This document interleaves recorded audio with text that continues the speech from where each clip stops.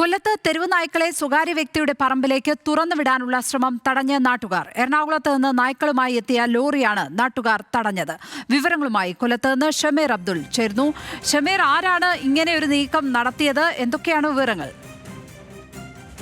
ലക്ഷ്മി പത്മ, കൊല്ലം കുന്നിക്കോട് വിളക്കുടി മേലില ഗ്രാമപഞ്ചായത്തിന്റെ അതിർത്തി പ്രദേശമായ കിണറ്റിങ്കര ഭാഗത്താണ് ഉച്ചയോടുകൂടി ഇത്തരത്തിലൊരു സംഭവം അരങ്ങേറുന്നത്. ഇപ്പോഴാണ് ഈ സംഭവത്തിനൊരു സമാപനം ഉണ്ടായത്. തൃപ്പൂണിത്തുറ ഭാഗത്തു നിന്നും ലോറിയിൽ കയറ്റിക്കൊണ്ടുവന്ന ഈ തെരുവ് നായ്ക്കളെ ലോറിയിൽ കയറ്റിക്കൊണ്ടുവന്ന് ഈ ജനവാസ മേഖലയിൽ ഉപേക്ഷിക്കാനായിരുന്നു ശ്രമം.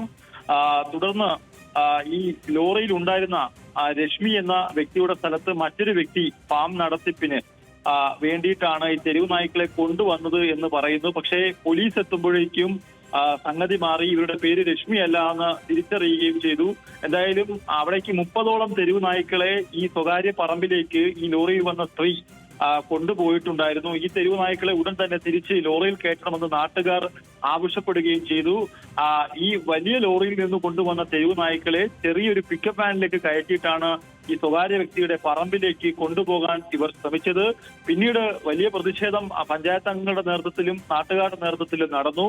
സമാനമായി മുമ്പും ഇവർ ഈ തൃപ്പൂണിത്തുറ കേന്ദ്രീകരിച്ച് ഇത്തരം പ്രവൃത്തികൾ നടത്തിയവരാണ് ഇതിന് പിന്നിലെന്ന് ഇപ്പോൾ പോലീസ് സ്ഥിരീകരിച്ചിട്ടുണ്ട്. എന്തായാലും ഈ കയറ്റിക്കൊണ്ടുവന്ന നായ്ക്കളെ ഇപ്പോൾ തിരിച്ച് എറണാകുളത്തേക്ക് കൊണ്ടുവന്ന അതേ ലോറിയിൽ തന്നെ പോലീസ് തിരിച്ച് കയറ്റിയിട്ടുണ്ട്. എന്തായാലും ഇപ്പോൾ പോലീസ് സ്റ്റേഷനിൽ ഇവരുമായി ഇപ്പോൾ പോലീസ് ഉദ്യോഗസ്ഥർ സംസാരിക്കുകയാണ്.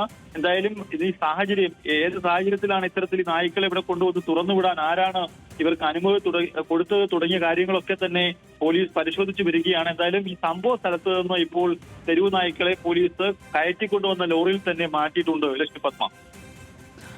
ഷമീർ അബ്ദുള്ളാണ് കൊല്ലത്ത് നിന്ന് വിവരങ്ങൾ പങ്കുവച്ചതിപ്പോൾ.